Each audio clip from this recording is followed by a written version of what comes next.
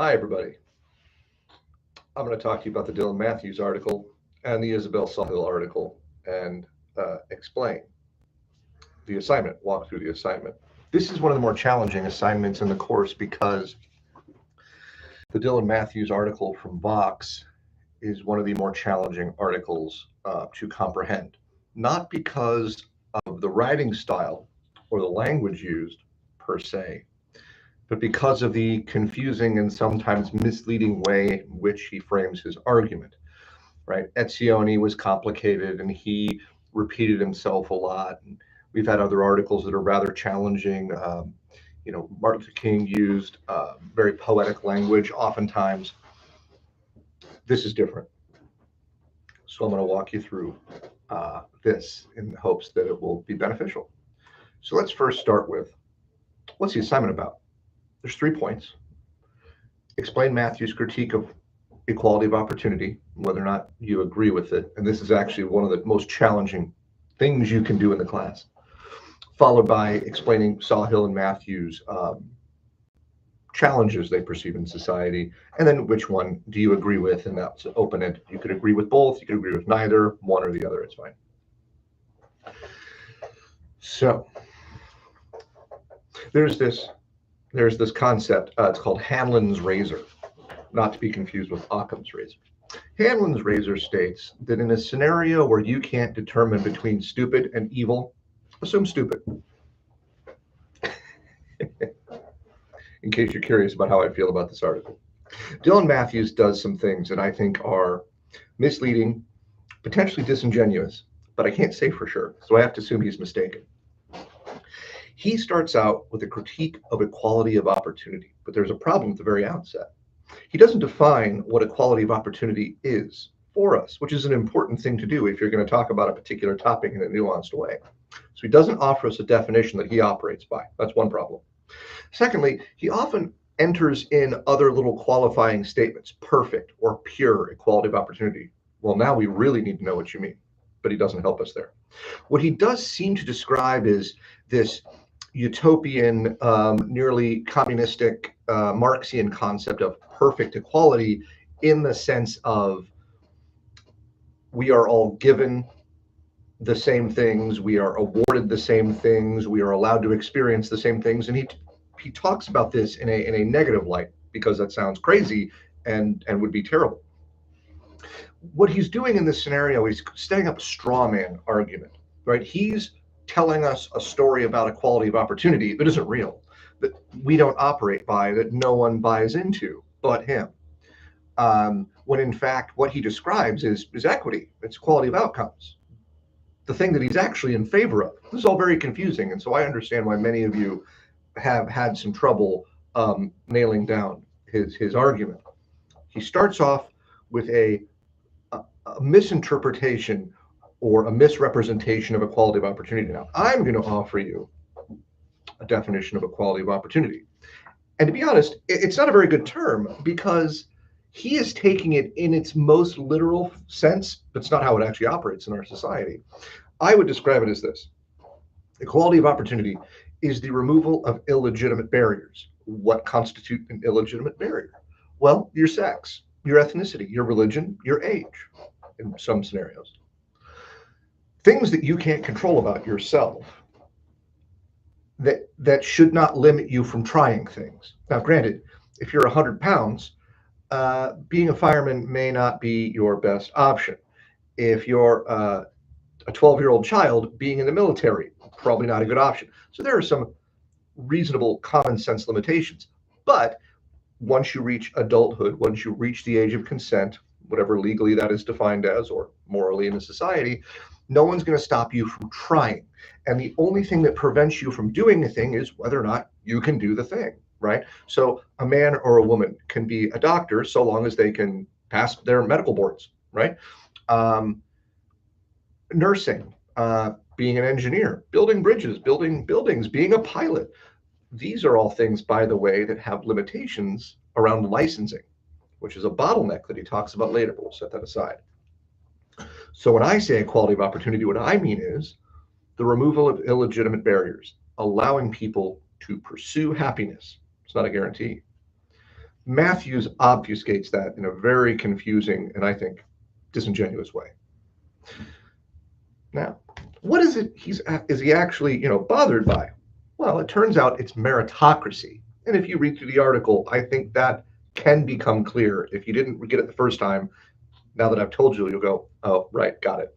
He talks about meritocracy and its problems. He's not entirely wrong. Meritocracy is not perfect. And we don't even exist in a pure meritocracy. And I think the only examples of pure meritocracy in reality are maybe sports, maybe a small number of other activities. It used to be we would keep people out of sports for their race, right? And trans athletes aside, right? Your ethnicity does not matter. Your religion does not matter. Nothing about you matters, but whether or not, right, you're fast, you're strong, you can jump high, you can score goals, you can score touchdowns, you can, shoot three-pointers like Steph Curry, whatever. Pure meritocracy, the best rise to the top because excellence in sports is the thing we want. But not all endeavors in human society are solely based on excellence. Academic practice, for example, is a little bit different. Excellence is a part of it, but also people learn, they grow, they enhance the society that they live in. So should we keep academic study, academic access only for those that are the best? Not necessarily, but it also depends on what academic realm we're talking about. Is Harvard or Princeton, right, the Ivy Leagues, MIT? Should we be lowering standards to make it more accessible? Maybe not. But there are plenty of other great universities that people can go to, they can enrich themselves, and they can go out there and make a living. So it gets murky. Matthews is mad about meritocracy because not everybody starts in the same place. True. And not everybody has the same capabilities. Also true. This gets into a very complicated realm of what Thomas Sowell wrote about in Cosmic Justice. There are things in this world that we can't fix. And when it comes to human equality and fairness, it depends on how you define fairness, there's going to be differences. And in a free society, those differences are going to be more extreme. Now, in Sawhill's article, she talked about the various styles of society, cookie cutter or hierarchical bloodline, whatever. You're born a king, you die a king. You're born a slave, you die a slave, that sort of stuff, or the meritocracy. And we're kind of a blend of all those. But Matthews is right, and Sawhill also agrees with this, that there are people that start out with very few advantages or disadvantages in society. They start out with disadvantages, and they also don't have many natural skills to build upon. Those people are going to have a hard time in society. And so Matthews is deeply concerned about that. There's not much we can do, or rather, the solutions sometimes might be worse than the problems in the first place. Now, Sawhill says, well, let's try to address those things at the beginning by focusing on family, focusing on education to create more opportunity for those that need it the most. Matthews takes a different tact, and he actually just wants to redistribute money. And so if you're familiar with Andrew Yang's universal basic income, that's all Matthews is proposing. It's not even that creative. And for all his talk about equal outcomes and equity and all that stuff, it's a lot of fluff, but that's not actually what he's suggesting, because I know what equity is, and it's a bit of a different thing. Equity is different rules for different people or different rules for different groups. We tried that. Well, that's what an apartheid state looks like, right? Some laws for these people and some laws for those people. I don't think we want to go back to that. And that's ultimately what equity policy gets us back to. Don't be confused about that. Don't take my word for it. Go look and do it yourself. So Matthews so he's got a problem with meritocracy because the world is unfair, because opportunities are not evenly distributed and people's capabilities are not evenly distributed. So what do we do about that? How do we make the world fair? Well, that depends, because in America, the idea of the American dream was, no matter where you start, you can try and no one will stop you from trying. You may start out 0, but if you put effort in, you can make it to 1 or 2 or 3, and your kids can make it to 4 or 5 or 6. Now, granted, there are people that are born at 50 or 60 or 70, right, on some chart. And so they're well ahead of the game, right? They're born wealthy and they're going to die wealthy. There are some people that are like that. There are some people that are born wealthy and they'll die poor. That happens too. Not as often, but happens. The point is, there is only so much fairness you can force into a natural system that it operates on difference. Right. So this is one of the challenges that Matthews faces and his ideas face is he is fighting against this natural occurrence. He is trying to control the weather in a sense. Now, are there societies that have worked to mitigate inequality? Sure. Soviet style, Maoist style, Marxian style societies are entirely designed around the idea of making perfect equality, this sort of straw man that Matthews creates. And they all failed abysmally. And in fact, there are few human horrors in society akin to those. Societies designed to create equality killed hundreds of millions of people. We won't get into all the details there. They didn't work for a host of reasons. But what about other Northern European socialist democracies? Well, they're homogenous societies. They have a high degree of social capital, partly because they're homogenous. They also have a lot of wealth because they were market economies that use that high level of wealth creation to redistribute resources. Norway, for example, has oil money. Be careful to compare apples to apples and not apples to oranges in these scenarios.